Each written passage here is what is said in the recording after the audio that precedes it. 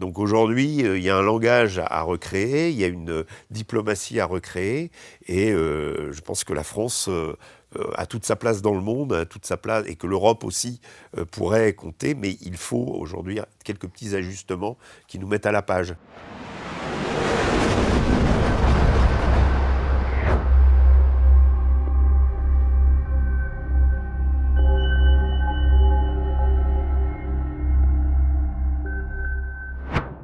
Bonjour Régis. Bonjour Joséphine.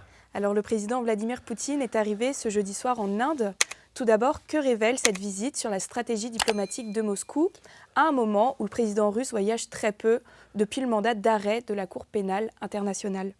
Tout à fait. Alors, c'est un voyage extrêmement important pour la Russie. C'est un voyage important aussi pour l'Inde. Et je vais vous expliquer un petit peu, je vais revenir sur l'antériorité et les rapports entre la Russie et l'Inde qui sont très étroits depuis très longtemps. Vous avez raison de souligner, pour commencer, que, en effet, Vladimir Poutine se déplace très peu, mais on l'a un petit peu oublié. Le 6 décembre 2021, c'est-à-dire on était à peine un peu plus de 2 mois avant l'invasion de l'Ukraine.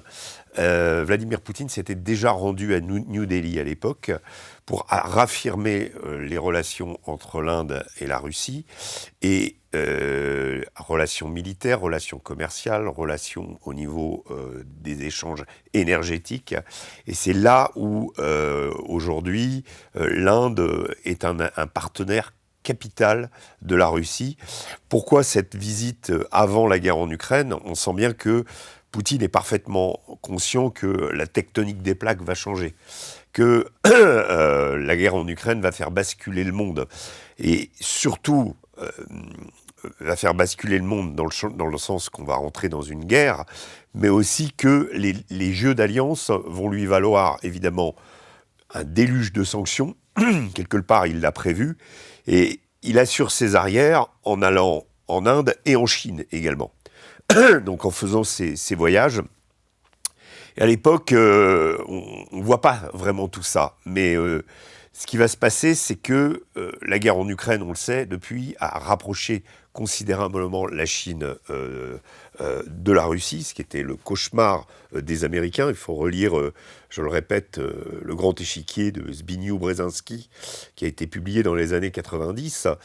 Zbigniew Brzezinski était un membre de l'administration américaine, néoconservateur, et qui a décrypté justement toute cette marche vers l'Est, on va dire, de l'OTAN, et tout ce qui va se passer dans les rapports entre les Russes et les Américains. Et pour lui, ce qui est capital, c'est que la Russie et la Chine restent séparées, qu'elles continuent, même si elles ont embrassé pendant longtemps l'idéologie communiste, mais que ça reste des frères ennemis. Or, la guerre en Ukraine, on l'a vu, a fait totalement l'inverse, en rapprochant justement la Chine de la Russie. Et l'Inde, dans cette histoire, qui est un marché considérable, est restée aussi du côté russe. Donc cette visite, à l'époque, 6 décembre 2021, il s'agit pour Poutine de prévoir ce qu'il va faire, la façon dont il va réorienter son économie, et il va la réorienter en écoulant son pétrole à ces deux pays en particulier, la Chine et l'Inde. Alors, les proportions sont considérables. Je ne vais pas revenir sur la Chine, parce que ça, c'est un autre domaine sur lequel, vous remarquez, les Américains sont beaucoup plus prudents. C'est-à-dire, en août dernier, Donald Trump a tapé du poing sur la table. Ils étaient avec l'Inde dans des négociations bilatérales sur des tarifs douaniers raisonnables. Et tout à coup, Donald Trump a eu un coup de sang en s'apercevant ou en réalisant l'ampleur des transactions de pétrole entre la Russie et l'Inde. Et le chiffre est assez considérable. L'Inde, c'est 1,46 milliard d'individus sur Terre. C'est le premier pays le plus peuplé du monde. Et l'Inde écoule aujourd'hui 36% du pétrole raffiné en Inde vient de Russie. C'est absolument considérable. Ça veut dire que l'Inde, au vu de sa population et au vu des nécessités énergétiques pour subvenir aux besoins de cette population, ne peut pas se priver d'un seul coup, de 36% de ses approvisionnements en pétrole. Donc elle est obligée de maintenir effectivement un approvisionnement avec la Russie. Ce qui évidemment déplaît à Donald Trump. Donald Trump a perdu sa partie de bras de fer au niveau des tarifs douaniers avec la Chine. Il s'est rendu compte que poursuivre cette course pour essayer de soumettre la Chine ne mènerait à rien parce que la Chine et les États-Unis sont interdépendants, que ça coûterait énormément aux deux pays et que surtout les États-Unis ne sont pas sûrs de gagner. Aujourd'hui, la Chine est le premier marché au monde. Et donc, Trump se dit, je vais jeter mon dévolu sur l'Inde pour tenter, on va dire, de freiner Poutine, de l'empêcher d'avoir cette manne énergétique, parce que c'est bien là où la Russie, finalement, continue à financer, c'est vraiment la manne grâce à laquelle la Russie peut continuer à financer sa guerre. Elle pratique d'ailleurs avec l'Inde des tarifs très avantageux pour l'obtention de pétrole. Ce qui a dû aussi agacer Donald Trump, c'est que l'Inde, à son tour, écoule du pétrole russe, estampillé indien, beaucoup plus cher, donc fait des affaires avec ce pétrole qui en fait indirectement se retrouve en Europe. Voilà. Et donc le voyage de Poutine cette fois-ci est extrêmement important. D'abord parce que l'Inde est le partenaire économique, partenaire au niveau de l'armement. C'est un pays sur lequel la France est concurrentielle avec la Russie. C'est important de le signaler. Et d'ailleurs, dans les discussions prévues, il y a un renforcement de la coopération entre l'Inde et la Russie au niveau de l'armement. Bon. Également, il y a la question de l'inquiétude que peut poser aujourd'hui le sort de la flotte fantôme russe, celle qui achemine le pétrole, on va dire, illégalement à travers des pavillons de complaisance, à travers des navires à la cargaison mal identifiée que permet le droit international. On a déjà fait hier toute une discussion sur cette question du droit international. Et aujourd'hui, les Ukrainiens ont décidé de pousser l'accélérateur et d'attaquer, enfin de faire des opérations clandestines pour attaquer un certain nombre de ces pétroliers. Donc il y a inquiétude.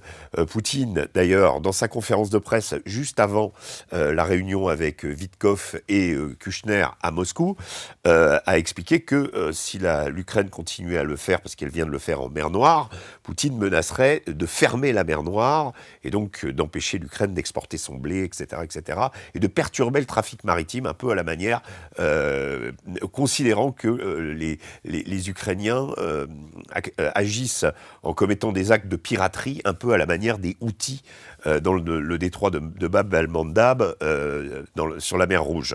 Donc perturbation du commerce international, donc inquiétude indienne, réassurance de Poutine. Et ce qui est très intéressant, c'est que du point de vue de Narendra Modi, également, il y a une volonté de rester dans la sphère russe, tout en ayant, et ça c'est la subtilité indienne, d'excellentes relations avec les États-Unis, tout en essayant de maintenir des relations et en promettant de diminuer, on va dire, la fourniture de pétrole par la Russie. C'est ce que Narendra Modi s'est engagé auprès de Trump. En réalité, on s'aperçoit qu'il ne diminue pas vraiment.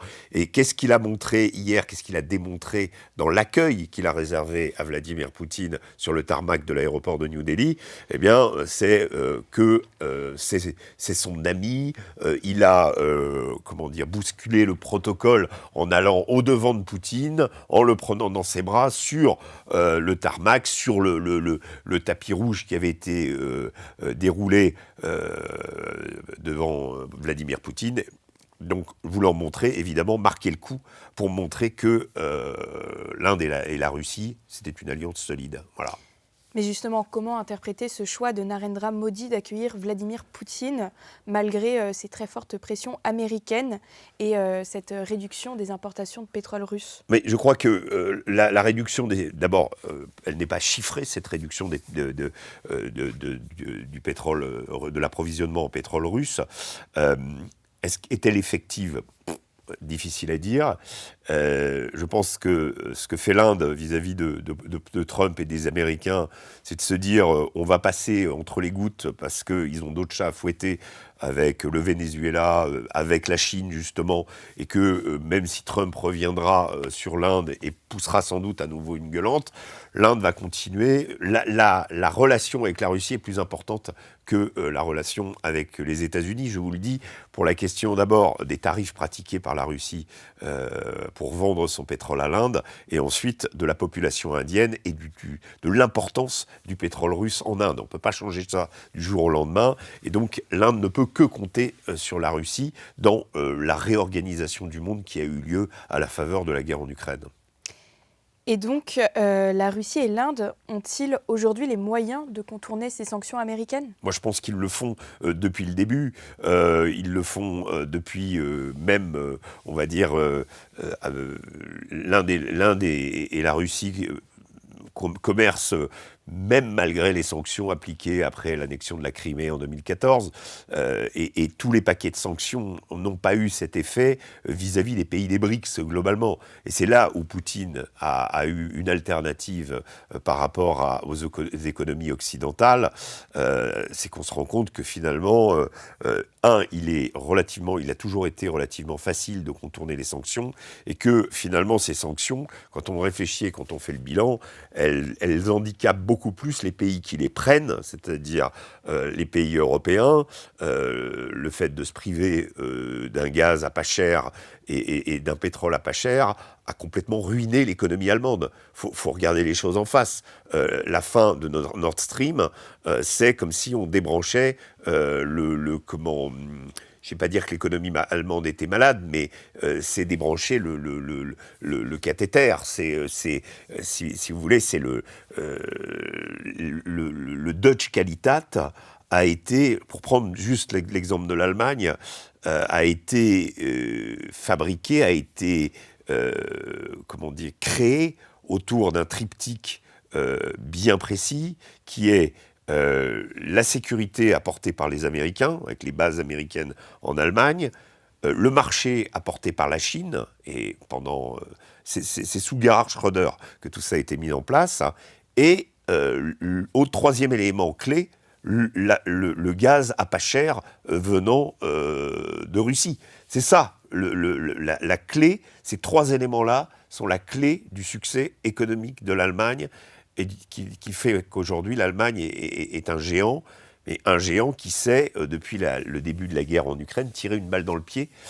Voilà, donc la question des sanctions, on s'en rend compte, elle a, par ses contournements, par ses alliances de revers, elle a beaucoup plus handicapé les pays européens qu'elle n'a coûté à la Russie, même si elle coûte à la Russie, il faut quand même être honnête de le dire, ça coûte à la Russie, ça handicape la Russie aimerait voir ces sanctions levées, mais ça ne l'a absolument pas mis à genoux, comme l'avait professé un fameux ministre de l'économie française. La Russie ne s'est pas retrouvée à genoux, elle ne l'était pas en 2023, elle ne l'était pas en 2024, elle a connu 4%, 2 années de suite consécutives, 4% de croissance. Aujourd'hui, elle n'aura à la fin de l'année que 0,9% de croissance. L'Allemagne est quasiment à zéro, pour donner une comparaison. L'économie russe a ralenti, l'économie russe souffre, mais l'économie russe, et c'est aussi une des raisons pour laquelle Poutine veut consolider ce type de relation, parce que c'est des partenaires fiables et des partenaires sur lesquels la Russie compte pour écouler son pétrole. Alors par ailleurs, autre sujet, Emmanuel Macron est actuellement en Chine. Et donc, que cherche le président français en se rendant dans ce pays? Et à l'inverse, que souhaite la Chine en accueillant Emmanuel Macron? Écoutez, on va dire que le président français, un petit peu comme à peu près toutes les déclarations ou les prises de parole ou on va dire les réunions qu'il organise, cherche à exister. On sait qu'Emmanuel Macron est comment on va dire, un président qui, depuis le 9 juin dernier et la dissolution de l'Assemblée nationale, se trouve en France sans majorité, a usé au moins 7 premiers ministres différents, et dont le dernier est encore, on va dire, dont le budget n'est pas passé. Enfin bref, la France est complètement grippée depuis cette dissolution décidée par une seule personne. Emmanuel Macron, on sait que Gabriel Attal n'était pas d'accord et n'avait pas été mis au courant. Premier ministre à l'époque. Donc c'est Emmanuel Macron qui est responsable de sa situation aujourd'hui. Du coup, qu'est-ce qu'il fait? Il s'en remet au domaine réservé, qui est la diplomatie, le militaire, et donc avec passion, il défend l'Ukraine, créant la coalition des volontaires. Il a une voix au chapitre, il a un rôle. Et là, cette fois-ci, il est allé en Chine pour demander à la Chine d'arrêter de soutenir la guerre de Poutine, globalement. Ce qui est intéressant, c'est que la Chine a accueilli Macron comme un chef d'État français, avec tous les honneurs d'un chef d'État, dans le cadre d'une visite d'État, avec un défilé militaire, dans lequel on a vu Emmanuel Macron bombant le torse et passant devant les Chinois. Et le président chinois Xi Jinping, beaucoup plus débonnaire à côté, moins, on va dire, beaucoup plus calme et moins dans la posture, voilà. Et ça a été assez rapide, et pour une fois, les Chinois ont été assez nets. Au lieu d'utiliser un langage, on va dire, très évanescent, disant oui mais, etc. Non, ils ont dit non. Ils ont dit nettement non, qu'ils ne répondraient pas positivement aux demandes d'Emmanuel Macron. C'est une façon pour eux, en l'affirmant aussi nettement, de dire, écoutez, laissez-nous avec nos affaires, on sait ce qu'on fait. Voilà. On sait que les Chinois, d'ailleurs, ont eu une réunion l'autre jour avec Sergueï Shoïgu, le responsable de la sécurité nationale de Poutine, ancien ministre de la Défense russe, qui a un poids considérable au Kremlin, a reçu, à l'exact moment de la visite de Steve Witkoff et Jared Kushner, le ministre des Affaires étrangères chinois, pour des projets dans le domaine de la défense. Donc, manière de dire, bon, ok, nous, on continue notre alliance. Cette alliance est solide et on a l'intention de la poursuivre. Voilà. C'est le message. Que ça se passe dans un timing similaire est un message diplomatique adressé sans avoir à faire de communiqué. C'est souvent comme ça que ça se passe. Et la visite d'Emmanuel Macron, eh bien, elle fait un peu chou blanc. Elle permet au président français, voilà, on va dire, de tenir le rôle de la France dans le monde, enfin d'assurer, de montrer que la France est là. Mais en termes de résultats, il n'y a rien du tout. Et on peut quand même considérer que, passez-moi l'expression, entre l'accueil de Modi pour Poutine à New Delhi et celui d'Emmanuel Macron à Pékin par Xi Jinping, c'est deux tarmacs, deux ambiances. On n'est pas du tout dans la même importance de rencontre. Je pense que les Chinois ont simplement honoré leurs engagements en recevant le président français, ni plus ni moins. Pour terminer cette émission d'actualité, Le Monde se dirige-t-il vers un retour au rapport de force entre les grandes puissances ou vers un nouveau multilatéralisme, comme le propose la France? Écoutez, le rapport de force entre les grandes puissances, il a toujours existé. Qu'on soit dans un monde avec un super gendarme qui s'appelait les États-Unis, ses alliés, l'OTAN, qui dirigeait, et les autres, en gros, qui étaient sommés de se positionner en fonction de cet Occident triomphant. Je me rappelle que c'était il n'y a pas si longtemps que ça, hein, le grand retour de la Russie, par exemple, sur la scène internationale. Je mets la Chine à part, parce que là, ce côté empire du milieu qui influence, mais qui, on va dire, est plus axé vers l'économie, et moins vers la diplomatie, et moins vers la géopolitique, on dira. Mais le retour de la Russie, on va dire, de façon volontariste sur la scène diplomatique internationale, c'est la guerre en Syrie, c'est 2015. C'est septembre 2015, l'intervention russe en Syrie, qui change beaucoup de choses et qui lui permet ensuite, avec la Libye, de prendre des points d'appui en Afrique avant, on va dire, d'opérer une sorte de conquête via des entités comme Wagner, via des accords économiques, des accords de coopération de défense, etc., progressivement de prendre la place de la France, même si c'est pas tout à fait ça, mais enfin, en tout cas, de chasser la France de l'Afrique. C'est ce qui s'en est c'est la conséquence. La Russie, donc, avant, est un acteur parmi les autres. Et les États-Unis, on va dire, dominent. Aujourd'hui, c'est plus du tout le cas, même si les Américains restent une entité avec une puissance considérable, un budget de la défense de quelques 1000 milliards de dollars, une capacité d'intervention sur tous les océans, partout dans le monde, et aussi des alliances. L'Occident, lui, globalement, devient un parmi d'autres. Alors, vous parlez de multilatéralisme, je pense qu'on est, oui, dans un monde multipolaire, voilà. On est dans un monde multipolaire, ce qui n'empêche pas que, oui, il y a un rapport de force entre ces pays. Mais il y a d'autres pays qui ont émergé, je pense en particulier à l'Iran, à la Turquie, même au Maroc, par exemple, dont la diplomatie est très active et qui a un rayonnement aujourd'hui assez conséquent. Donc il y a des pays comme ça, l'Afrique du Sud, qui, on va dire, sont le Brésil, qui sont aujourd'hui, qui ne sont pas simplement des pays, mais qui ont une politique, une influence, et qui représentent des pôles, oui. Donc on est aujourd'hui dans un monde multipolaire auquel nous, occidentaux, paradoxalement, on a du mal à s'habituer.